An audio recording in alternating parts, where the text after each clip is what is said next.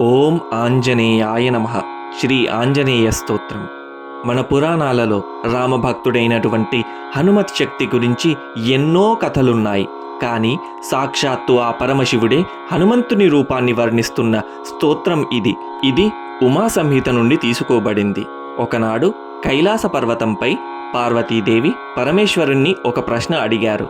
స్వామి, కలియుగంలో మానవుల కష్టాలను తీర్చి సకల భయాలను పోగొట్టే అత్యంత శక్తివంతమైన స్తోత్రం ఏది? దానికి సమాధానంగా మహాదేవుడు చిరునవ్వుతో తన అంశతో జన్మించిన ఆంజనేయుని దివ్యమంగళ స్వరూపాన్ని వర్ణిస్తూ ఈ ఆంజనేయ స్తోత్రాన్ని ఉపదేశించారు. మహేశ్వర ఉవాచ శృణుదేవి ప్రవక్ష్యామి స్తోత్రం సర్వభయాపహం సర్వకామప్రదం నృణాం హనుమత్స్తోత్రముత్తమం తప్తకాంచన సంకాశం నానారత్నవిభూషితం ఉద్యద్బాలార్కవదనం త్రినేత్రం కుండలోజ్వలం మౌంజీకౌపీన సంయుక్తం హేమయజ్ఞోపవీతినం పింగళాక్షం మహాకాయం టంకశైలేంద్రధారిణం శిఖానిక్షిప్తవాలాగ్రం మేరుశైలాగ్రసంస్థితం మూర్తిత్రయాత్మకం పీనం మహావీరం మహాహనుం హనుమంతం వాయుపుత్రం నమామి బ్రహ్మచారిణం త్రిమూర్త్యాత్మకమాత్మస్థం జపాకుసుమసన్నిభం నానాభూషణ సంయుక్తం ఆంజనేయం నమామ్యహం పంచాక్షరస్థితం దేవం నీలనీరదసన్నిభం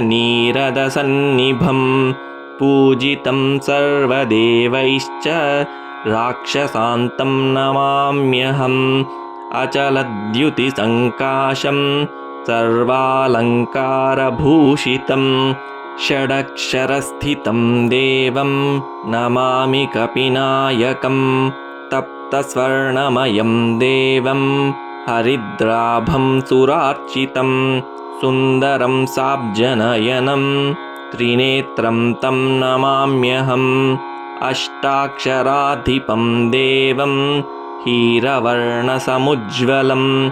నమామి జనతావంద్యం లంకాప్రాసాదభంజనం అతసీ పుష్పసంకాశం దశవర్ణాత్మకం విభుం జటాధరం చతుర్బాహుం నమామి కపినాయకం ద్వాదశాక్షరమంత్రస్య నాయకం కుంతధారిణం అంకుశం చ దధానం చ కపివీరం నమామ్యహం త్రయోదశాక్షరయుతం సీతాదుఃఖనివారిణం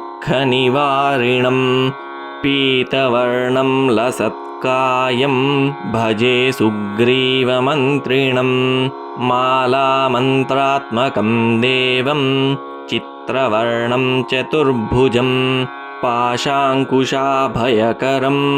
ధృతటంకం నమామ్యహం సురాసురగణైః సర్వైః సంస్తుతం ప్రణమామ్యహం ఏవం ధ్యాయేన్నరో నిత్యం సర్వపాపైః ప్రముచ్యతే ప్రాప్నోతి చింతితం కార్యం శీఘ్రమేవ న సంశయః.